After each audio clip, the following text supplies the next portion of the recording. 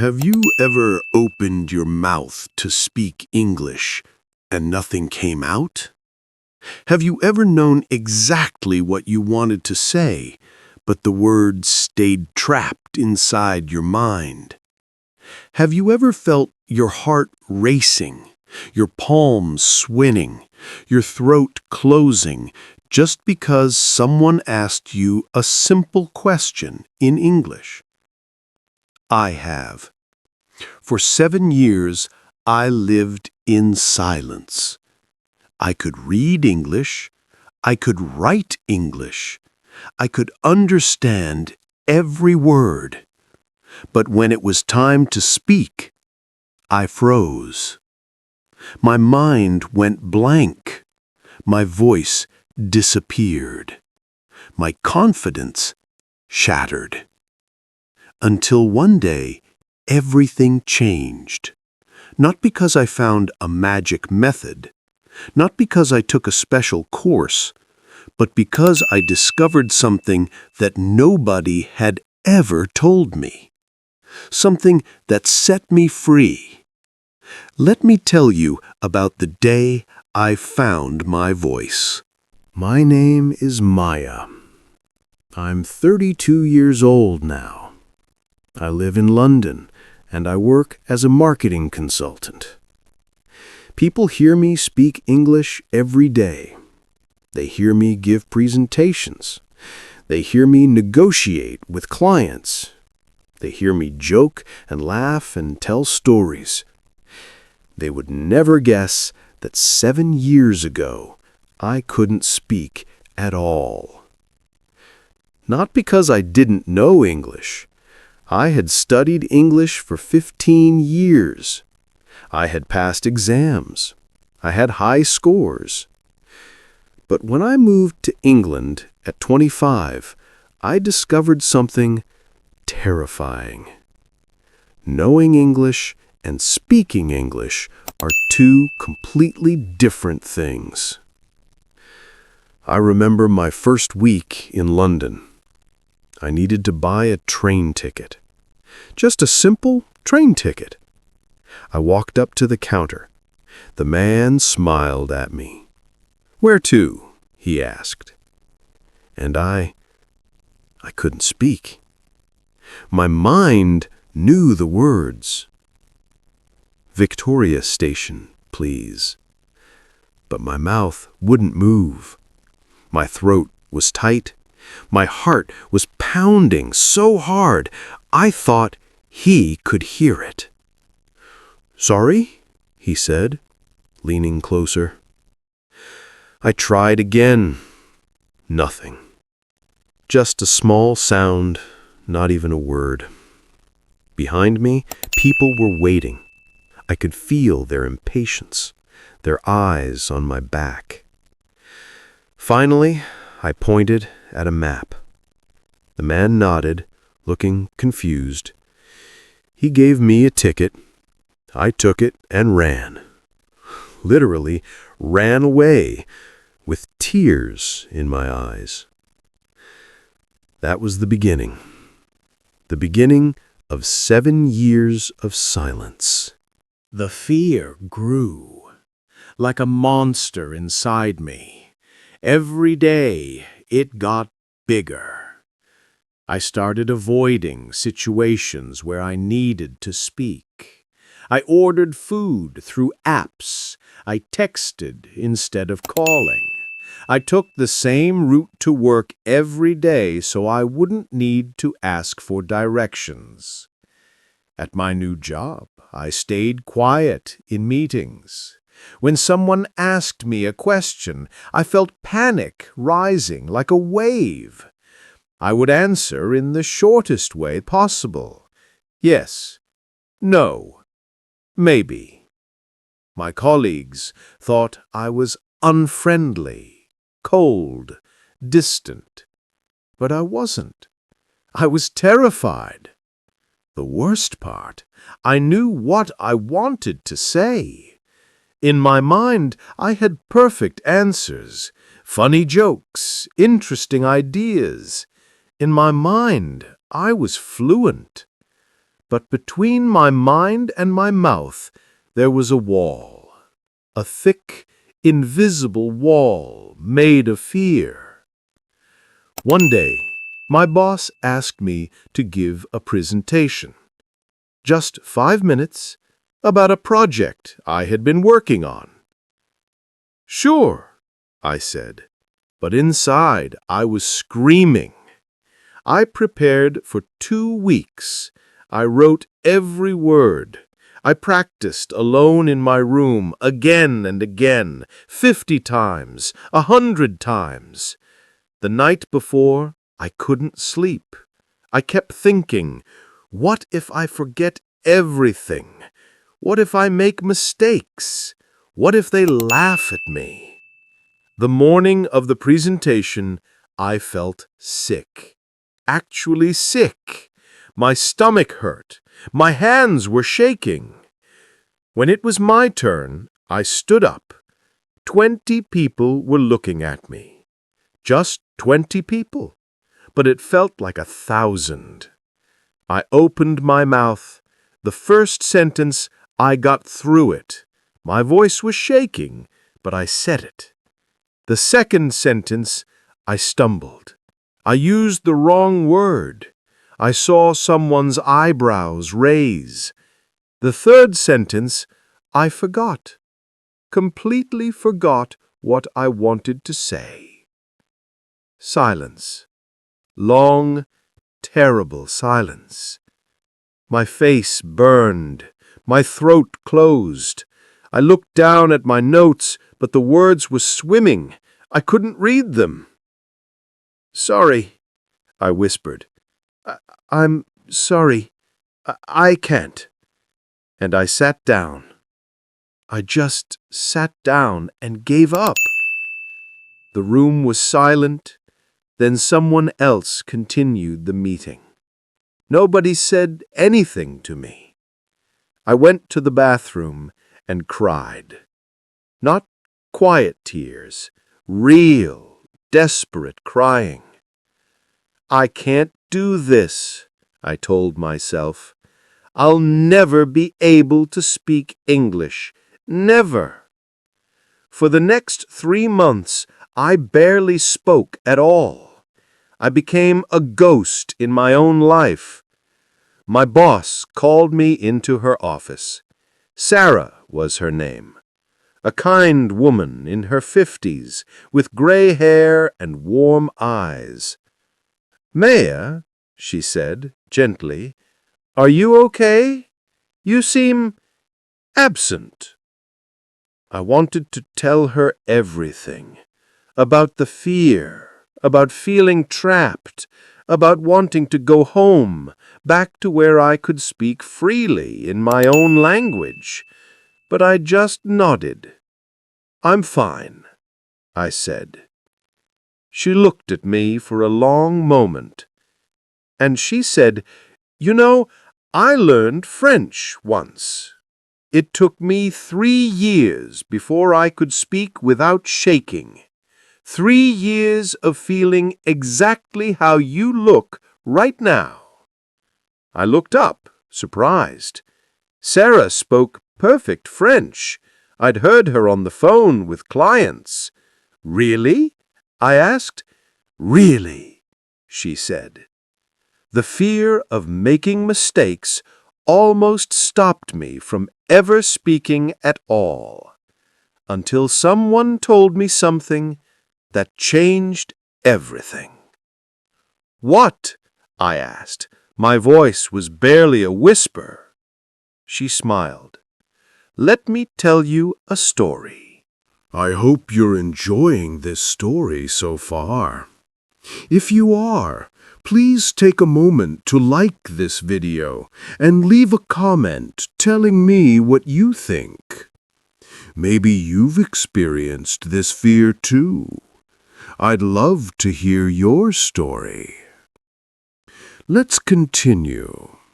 Sarah told me about her French teacher, an old man named Pierre. One day, after Sarah made many mistakes in class, she said to him, "I'm sorry, my French is terrible. And Pierre laughed. Not a mean laugh, a warm, genuine laugh. Terrible, he said. No, mademoiselle, your French is alive. Only dead people make no mistakes. Sarah paused, letting the words sink in. Only dead people make no mistakes, she repeated. That one sentence freed me, because I realized every mistake meant I was trying. Every mistake meant I was learning. Every mistake meant I was alive. Something shifted inside me when she said that. Something small but important. But, I said, what if people judge me? What if they think I'm stupid? Sarah smiled sadly. Some people might, but here's what I learned. The people who judge you for trying, those aren't your people. The people who matter, the people worth talking to, they admire courage. And speaking in a language that's not yours, that takes courage. She stood up and walked to the window. Maya, can I tell you what I see when I look at you? I waited. I see someone who moved to another country, who works in a second language, who understands everything we say in meetings, who reads complex reports, who writes clear emails. She turned to look at me. That's extraordinary. Most English speakers couldn't do what you do in their second language. But you're so focused on what you can't do perfectly, you've forgotten what you can do. Tears started falling. I couldn't stop them. Start small, she said softly. Tomorrow, in the morning meeting, say one thing. Just one sentence. About anything. Your weekend, the weather, anything. Can you do that? I nodded, not trusting my voice. Good. And remember, you don't need to be perfect. You just need to be present. That night, I couldn't sleep again. But this time, it wasn't because of fear. It was because something was changing. I thought about what Sarah said. Only dead people make no mistakes. You don't need to be perfect. You just need to be present. I thought about my own language, how I make mistakes in it sometimes, how I forget words, how I say things unclearly. And nobody thinks I'm stupid, because mistakes are normal, human. Why did I expect to be perfect in English when I wasn't even perfect in my own language? The next morning, I went to the meeting. My heart was racing, but I had made a decision. When there was a pause in the conversation, I took a breath. I went to the park on Sunday. It was beautiful. Simple words, nothing special, but I said them. Sarah smiled at me. That sounds lovely. Which park? Hyde Park, I said. The autumn leaves are very nice. Aren't they? Said Tom, one of my colleagues. I walked there yesterday too. The colors are incredible this year. And just like that, I was in the conversation. Just a little bit, but I was in. It felt like opening a door that had been locked for years. That was the beginning. Every day I said a little more. In the coffee room, I made small talk. Good morning. How are you? Did you have a good evening? At first, my heart still raced. I still made mistakes. Sometimes I used the wrong word. Sometimes I had to pause and think. But I noticed something. Nobody cared about my mistakes except me. When I said I goed instead of I went, people just continued the conversation. They understood me. That's what mattered. I started doing something else, too. Something that felt crazy at first. I started talking to myself in English, out loud. In my apartment, while cooking, I narrated what I was doing. I am cutting the onions. Now I am heating the oil. The smell is good. Walking to work, I described what I saw. There's a red bus, a woman with a dog. The sky is cloudy. It felt strange at first, but slowly, speaking English started to feel less foreign, more natural, like my mouth was learning a new dance. I found an English conversation group, a small group of learners meeting in a library every Saturday. The first time I went, I was terrified. But I remembered, you don't need to be perfect. You just need to be present. There were 8 of us, from different countries, all speaking imperfect English, and it was beautiful. Because nobody was judging. We were all in the same boat. We laughed at our mistakes together. We helped each other find words. We celebrated when someone said something clearly.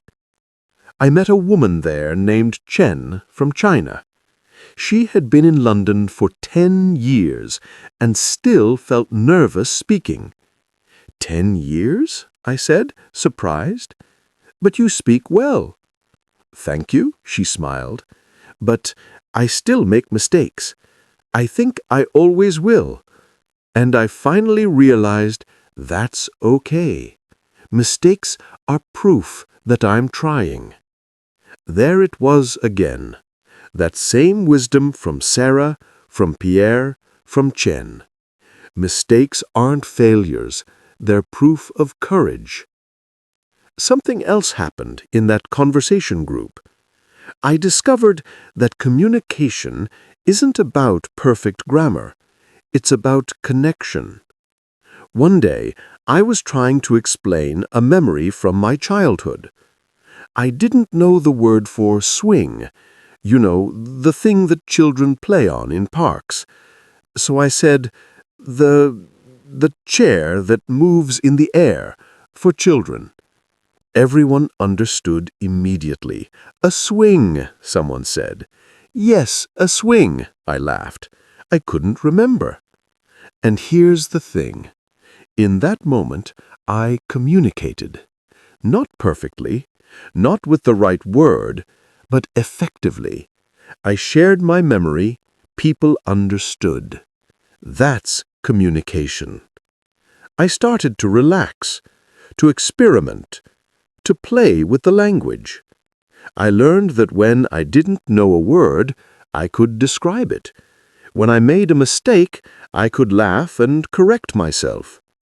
When I didn't understand something, I could ask people to repeat. These weren't weaknesses, they were communication skills. 6 months after that conversation with Sarah, I gave another presentation at work. This time, I didn't memorize every word. I just prepared my main points, I took my notes, and I stood up. Good morning, everyone, I began. My voice was steady. Today, I want to talk about our marketing campaign results. I spoke for 10 minutes. Did I make mistakes? Yes, several. I said informations instead of information. I paused a few times to think. I used and more than I wanted to. But I communicated, clearly, confidently. And when I finished, people asked questions. Real questions about my work, not about my English. Afterward, Tom came up to me. "Great presentation, Maya. I really like your ideas about social media targeting. Not good English, not you improved, just engagement with my ideas." That's when I knew I had broken through the wall. Today, 3 years after that first conversation with Sarah, I speak English every day without thinking about it. Am I perfect? No. I still make mistakes. Yesterday, I said, I have 32 years instead of I'm 32 years old. My colleague smiled and corrected me gently. We both laughed. Do I still feel nervous sometimes? Yes. Last month, I had to speak at a conference in front of 200 people. My hands shook before I started. But here's what changed. The fear doesn't control me anymore. I control it. I learned something that nobody taught me in any English class. Speaking a foreign language isn't about being perfect. It's about being brave enough to be imperfect. Every time I speak English, I'm choosing courage over comfort. I'm choosing connection over perfection. I'm choosing to be present, even when I'm scared. Last week, a new employee joined our company. Her name is Sophia, from Brazil. In her first meeting, she barely spoke. When someone asked her a question, she gave one-word answers. She looked down at her hands. I knew that look. I had lived with that look for years. After the meeting, I found her in the break room. She was staring at her coffee, looking miserable. "Hey," I said, "first week is always hard." She looked up, surprised. "Yes," she said quietly. "My English is not good." "Can I tell you a secret?" I asked. She nodded. "Your English doesn't need to be good. It just needs to be brave." She looked confused. So I told her my story. About the train ticket. About the presentation disaster. About 7 years of silence. About Sarah and Pierre, and only dead people make no mistakes. Her eyes filled with tears. "You understand," she whispered. "I understand, and I want you to know, every word you speak is a victory. Every mistake is proof that you're trying, and anyone who judges you for that isn't worth your worry." We talked for an hour. I told her about the conversation group, about talking to myself, about focusing on communication, not perfection.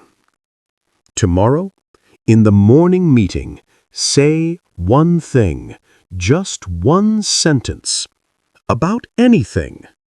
Can you do that? She smiled, recognizing the challenge. I can try. That's all you need to do. Try. The rest will come. The next day, in the meeting, Sophia spoke. One sentence about her weekend. Her voice shook, but she said it. And I smiled, remembering. remembering the girl who couldn't buy a train ticket, remembering how far I'd come. And that's how I overcame my fear of speaking English. Not through a magic method, not through perfect practice, but through acceptance, through courage, through understanding that mistakes aren't the opposite of success, they're the path to it. Maybe you're like I was. Maybe right now your English is trapped inside your mind. Maybe you can read these words perfectly, but you're terrified to speak them. I want you to know something. You already have everything you need: the vocabulary, the grammar, the understanding. What you need to find is the courage to be imperfect, the wisdom to know that communication matters more than correctness, the compassion to forgive yourself for every mistake. Because here's the truth that nobody tells you. Native speakers make mistakes too.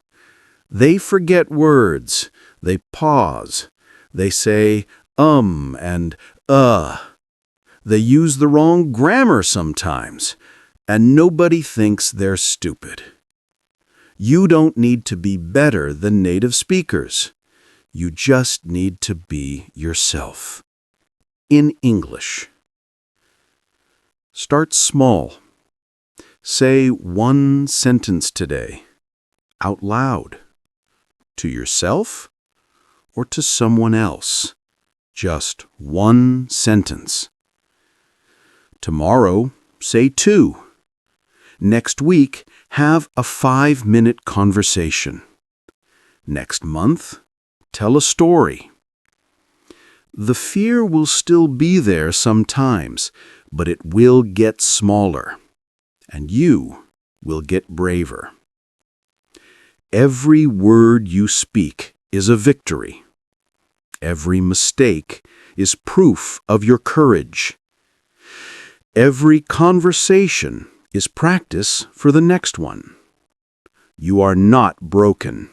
Your English is not bad. You are simply on a journey, and every journey requires courage. Thank you for listening to my story. I'll see you in the next one.